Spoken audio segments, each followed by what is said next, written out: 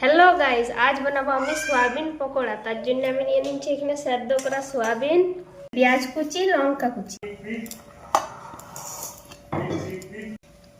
এখানে নিচ্ছি কালো জিরে, জোয়ান। এখানে নিচ্ছি গোটা জিরে।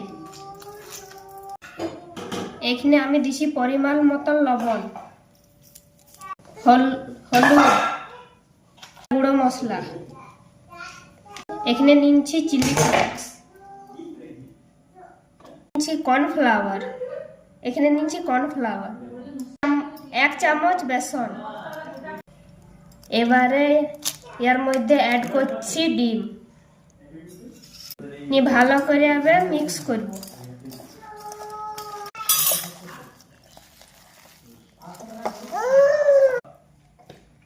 এখানে আমার মাখানো হয়ে গেছে। এবার চলো, এখানে আমি কড়াই বসালাম। কড়াই আমার গরম হোক। কড়াই গরম হয়ে গেছে। কড়াই আমি তেল দিলাম।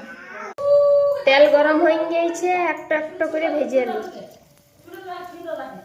সোয়াবিন দেওয়া হয়ে গেছে। সোয়াবিন গুলো ভালো করে উল্টে পাল্টে ভেজে নিই। পকোড়া ভাজা হয়ে গেছে। এবার একটি প্লেটের মধ্যে তুলে নেব।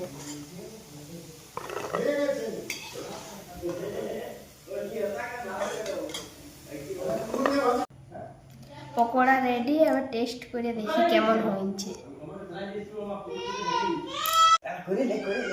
দারুণ হয়েছে।